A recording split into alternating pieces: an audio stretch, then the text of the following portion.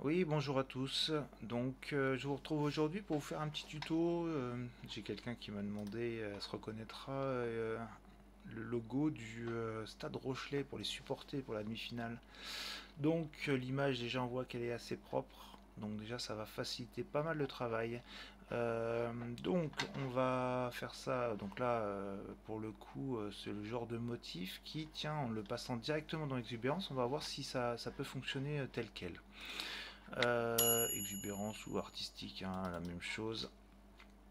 Donc on va essayer de regarder si ce logo il passerait en instantané avec le artistique junior.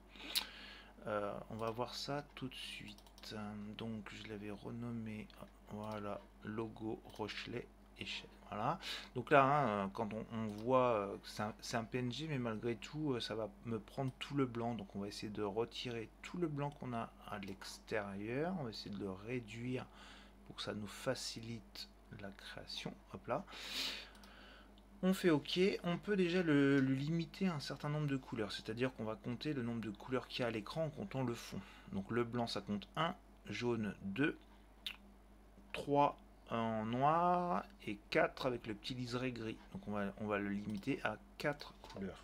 On va voir ce que ça donne. On attend ce que ça passe. Si je sors de là, normalement, si je fais entrer, voilà, il va me redessiner. Bon, il y a quelques zones grises, c'est pour ça que bon, j'aime pas trop. Bon, on va voir ce que ça donne, mais je pense que je vais quand même le faire avec Inkscape. Mais malgré tout, ça me paraît pas si mal que ça. Il y a le E qui a été un petit peu mangé, mais en règle générale, déjà en le passant directement dans Exubérance, à part le E qui est vilain, le reste, c'est pas mal du tout, hein. Donc effectivement, il y a juste cette partie-là qui me chagrine. Mais on va regarder ce que ça donne. Le E, ouais, il a été un petit peu mangé par rapport à l'image de départ. Bon, voilà. C'est dommage, ça aurait pu fonctionner, mais à cause du E, je vais être obligé de passer par Inkscape. Mais franchement, sinon, c'était pas mal. Donc, on va le faire par Inkscape. Euh, donc là, il y a un petit peu de travail, mais malgré tout, on va pouvoir quand même s'en sortir pas trop mal. Donc toujours pareil, le même schéma. Donc on ouvre les fenêtres calquer objet en allant dans objet calquer objet ou calque calquer objet, hein, c'est la même chose. Ça nous permet de voir cet aperçu là. Ensuite chemin vectorisé, et donc là ça va nous vectoriser tout ça. Attention, l'étoile elle n'est pas prise en compte, donc ça veut dire qu'en seuil de luminosité à 0,45, ça ne me prend pas l'étoile. Donc on va forcer un petit peu sur le seuil de luminosité jusqu'à temps que le jaune apparaisse. Et voilà. Là, on est pas mal. Ça veut dire on va avoir toutes les formes. Bon, même si c'est en noir, hein, on va voir qu'on va pouvoir changer tout ça, mais en tout cas, ça va le faire. Donc je fais appliquer. Je le mets de côté pour voir comment que ça fonctionne. D'ailleurs, il m'a vraiment. Bon, vous avez vu, ça fait le Stade Rochelet, il est transparent, mais vous allez voir, c'est pas un problème parce que à l'issue, il va vraiment ressortir. Donc, on a notre image ici, notre image vectorielle qui a été faite ici, et donc. Comme je l'explique à chaque fois, on a un chemin vectoriel, sachant qu'on a tout ça, c'est justement impossible. Donc la technique, c'est de faire chemin séparé.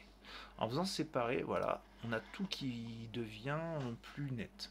Enfin, plus net. C'est tout noir, mais il y a plein de zones qu'on voit à droite. Par exemple, cette étoile-là, ah, elle est ici l'étoile. Je double-clique, je mets étoile jaune, même pour détecter la couleur. Je prends ma petite pipette qui est sur la partie gauche, je clique ici et hop, mon étoile elle est jaune. Je vais tout de suite enregistrer mon logo Rochelet en fichier vectoriel, je vais le mettre sur le bureau, c'est parfait, je l'enregistre. Ok. Maintenant, on va regarder les autres étapes. Donc là, on a le fond. Ça commence souvent par l'arrière et ça va de tout ce qu'il y a au fond vers ce qu'il y a au milieu. Par exemple, les deux premiers, ah, ça c'est un tout petit truc qui va servir à rien du tout, ces petits points. Je regarde, voilà, par cela. Donc c'est déjà ces petites choses-là, c'est les couleurs qui étaient détectées, c'était des petits points, donc on va pouvoir les supprimer. Ça c'est dû à la mauvaise, il y a eu une qualité, on ne voyait pas bien la qualité de l'image. Donc là, je vais l'appeler fond. On va peut-être avoir un problème sur le fond, on va voir ça tout de suite. Le fond, et ensuite tout ce qui est à l'intérieur, ça va être toutes les formes intérieures, d'accord, qu'il va falloir un peu délimiter. Donc moi ce que j'aime bien faire, c'est que le fond, je le mets tout en bas, c'est-à-dire je vais le mettre juste au-dessus de étoile jaune, comme ça va pas me gêner. Et tout le reste, je vais lui changer de couleur, c'est-à-dire que je sélectionne avec la touche Shift tout le reste, et je vais lui donner... Alors non, il va y avoir un souci avec les lettres, on va être obligé de les faire un par un. Donc ça m'a l'air d'être le haut. Et vous voyez, on voit la forme. Je vais le mettre en blanc. Et ça, c'est l'intérieur du haut qu'il faut dégrouper. L'exemple que je montre souvent, c'est que l'intérieur que je veux supprimer, je vais le mettre en rouge. Et quand je le mets en rouge, ici, je ne le vois pas. C'est normal parce que la forme blanche est au-dessus de la forme rouge. Donc, je la remonte un cran. Et là, je me retrouve avec mon rond extérieur et mon rond intérieur. Je sélectionne les deux et je fais une différence. Je fais une soustraction. Hop, ça j'ai mon haut que je peux renommer haut. Ensuite, là c'est mon C. Donc ça c'est facile. C. Celui-là c'est le S. Je le change de couleur. Je mets S. Celui-là c'est le R, mais attention, il y a l'intérieur du R, donc je fais la même chose. Le R, l'intérieur je le mets en rouge, je ne le vois pas. Celui-là je le mets en blanc, comme il est au-dessus de la forme rouge qui est juste dessous. Celle-là je la remonte, hop, je choisis les deux et je fais une différence. Ok, je l'appelle R. Celle-là c'est le H, c'est facile, c'est blanc, c'est le H. Ok, celui-là c'est le E. Entrée, et je vais le mettre blanc. Ça commence à apparaître. Celui-là, c'est le L. Celui-là, c'est le A. Attention, il y a l'intérieur du A. Donc le A, l'intérieur du A, je le fais remonter. Je sélectionne les deux. Je fais chemin différence. Je le mets en blanc et hop, mon A apparaît. Ok. Celui-là, c'est facile. C'est le I. On a déjà fini une partie. Donc moi ce que j'aime bien faire, c'est que je les remets dans l'ordre. C'est-à-dire qu'on va commencer à écrire Rochelet. Donc on va mettre R, O. L'ordre c'est toujours du bas vers le haut. O, C, H, Rochelet, L et le A. Hop là. Comme ça, on lit Rochelet en remontant. Ça, c'est cool. On enregistre. Maintenant, ça, c'est les autres lettres. Ça, c'est le S. Ça, oh bah, ils sont dans l'ordre. Le T, c'est pas tout le temps dans l'ordre. Ça, c'est le A. Attention, le A, il y a l'intérieur du A que je remonte. Je sélectionne les deux et que je fais chemin différence. Je le mets de la couleur qui va bien et je le mets en A. Ça, c'est le D. Attention, le D, il y a l'intérieur du D. On sélectionne les deux. On fait commande, tac, tac, différence. Je le mets en blanc et je le renomme. Ok. Et ça, c'est le E. Et ben, j'ai un souci parce qu'il m'a pas fait mes formes jaunes. C'est pas très grave. On va pouvoir le faire en deux étapes. Donc, ça c'est fait, ça veut dire que déjà j'ai tout le logo général. Par contre, il m'a pas fait les formes jaunes. Donc, on va recommencer simplement sur les formes jaunes. C'est-à-dire que je resélectionne mon image. Je vais dans vectoriser une image en multicolore. Je vais choisir ici en multicolore et en couleur. Et on va lui dire, on va faire comme ça, on va voir ce que ça donne. Activer. Et donc là, je me retrouve avec... Alors ça c'est l'image, je crois. Non, ça c'est mon groupe. Donc là, c'est tout ce qui m'a détecté. Bon, après, en même temps, on aurait presque pu faire directement, je vais regarder ce que ça donne. Ça se trouve, on va directement travailler avec cette image-là. Ça veut dire que celui-là, c'est le noir. Celui-là, c'est le gris. Alors le gris, le noir, le gris. Ah oui, il y a plusieurs niveaux de gris. Moi, ce que je voudrais récupérer, c'est le jaune. Voilà, bon, c'est pas grave, on va récupérer le jaune. Et le jaune, alors, hop, hop, hop, le jaune. Le jaune, il est là. Ce que je vais faire, c'est que ça, je vais le dégrouper. Pour le dégrouper, on fait CTRL SHIFT G. Et ça, alors non, je peux pas le faire. Ah oui, d'accord, avec mon logiciel Steamer. Ok, donc je vais faire dégrouper, objet, dégrouper, tac. Donc je prends mon jaune qui est par là et le jaune qui est par là. Je vais le déplacer avec la touche CTRL enfoncé.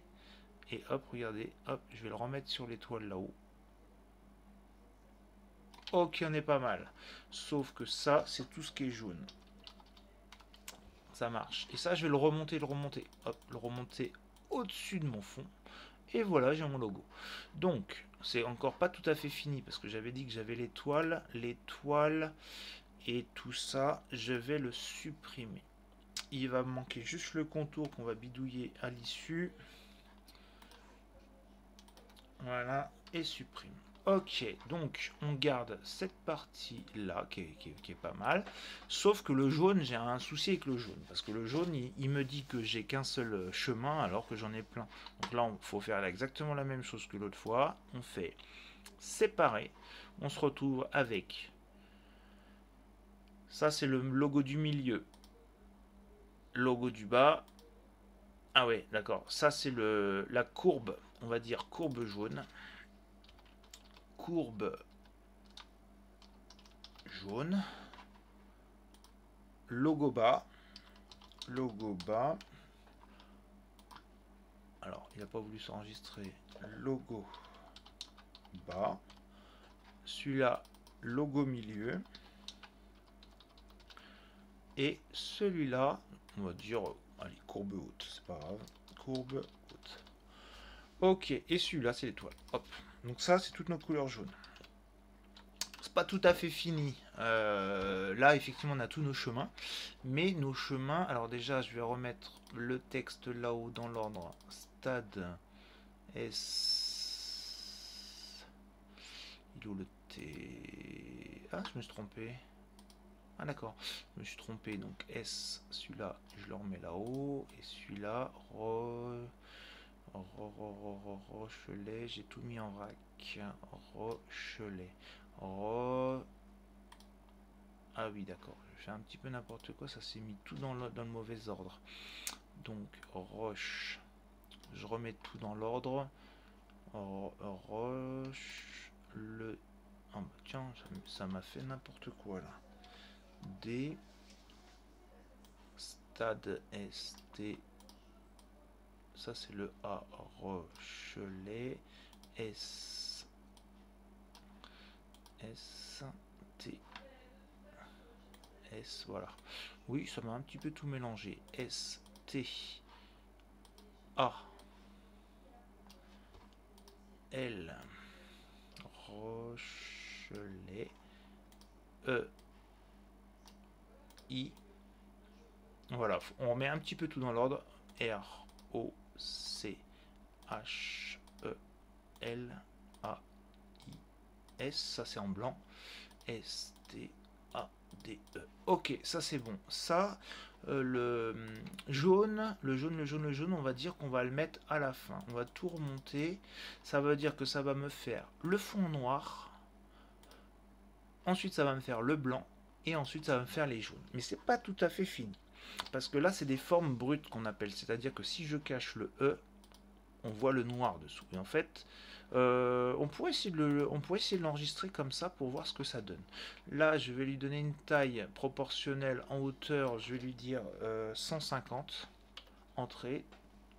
Je fais enregistrer.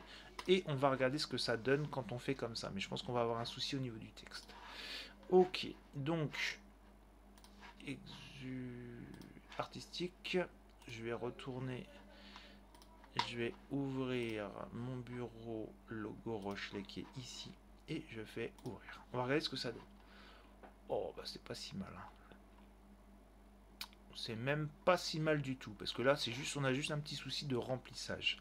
Donc après, on peut se demander comment on fait les lettres. Par exemple, les lettres, là, il me les a fait en satin, sauf celle-là, qu'on pourrait passer en satin, en bourdon. En bourdon, les autres, il me les a fait en bourdon. Donc effectivement, on pourrait voir à les faire en bourdon.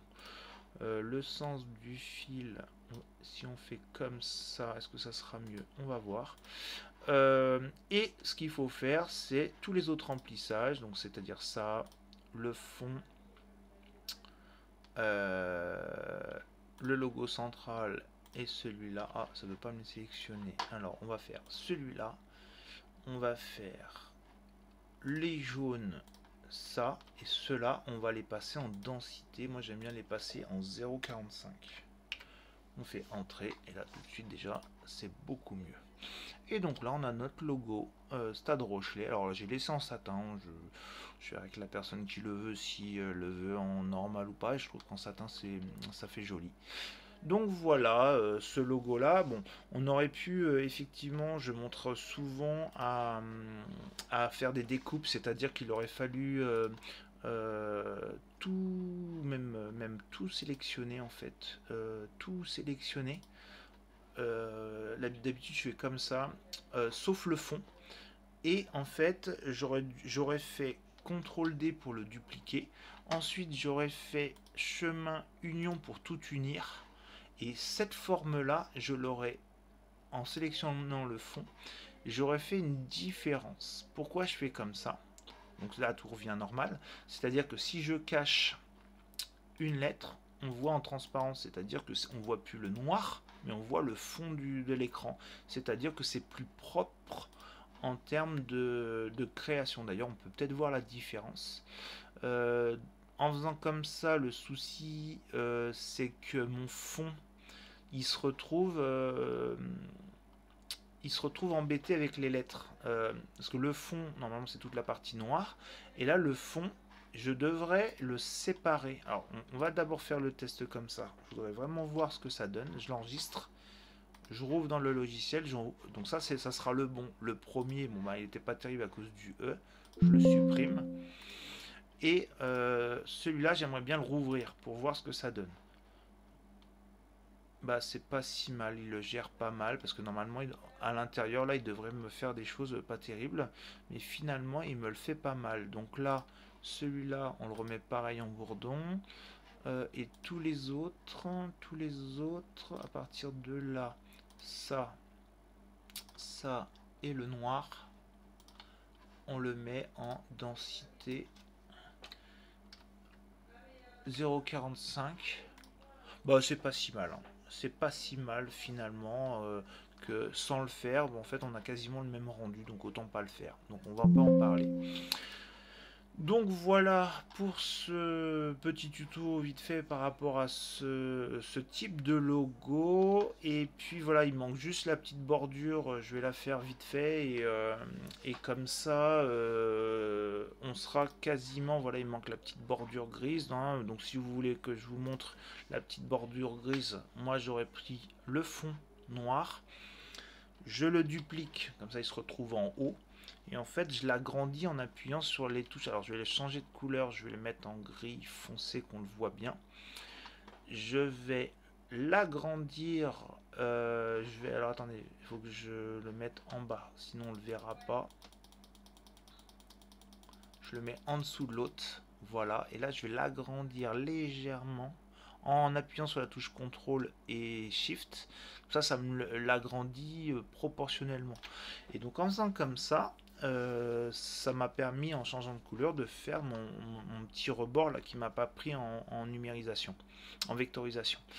Par contre, encore une fois, ça c'est pas fini, c'est-à-dire qu'il faut le découper parce que si mon noir je le cache, ça veut dire que j'ai tout le derrière tout. En fait, il est plein mon fond gris. Donc celui-là c'est le fond noir, celui-là c'est le fond gris. Voilà. Et donc là, il faut lui faire une découpe. C'est-à-dire qu'il va falloir que je duplique mon fond. CTRL D, je le duplique. Et je sélectionne avec mon gris. et que je lui fasse une différence. Ça veut dire que mon fond gris, si je cache celui-là, en fait, ça veut dire qu'il m'a vraiment fait la découpe et il m'a gardé que ce petit liseré là. Donc ça, c'est top. Donc c'est pareil, je l'enregistre et on va retourner dans le bon. On va aller dans accueil, on va rouvrir celui-là et normalement, on va avoir notre petit fond gris que l'on peut faire aussi en bourdon. Je pense que ça peut être. Alors, il veut pas. Alors, on va aller, hop, là. Ah, il veut pas me le faire. J'avais eu un souci sur le logiciel par rapport à ça. Alors, on va aller voir. Il y a un souci avec le fond. Ah, j'avais eu un problème en version logicielle, en version. Alors, d'accord, ouais, je comprends. Alors, ce qu'on peut faire, on va faire un. On va retourner en arrière, CTRL Z. CTRL Z. Et en fait, la duplication, je vais la supprimer. On va garder notre fond gris. Et notre fond gris, en fait, on va pas lui dire qu'on veut un fond, mais on va lui dire qu'on veut un contour. Donc là, je vais appuyer sur la touche Shift et cliquer sur fond. Et je vais cliquer sur la couleur avec la touche Shift et je vais cocher la petite croix là pour retirer le fond. Ça veut dire que je me retrouve avec un fond, mais il va falloir lui déterminer une taille un petit peu plus grand. 2. Voilà, 2 c'est pas mal, sauf que maintenant, il va falloir que je le diminue pour le rapprocher. Voilà. Et là, on a un fond.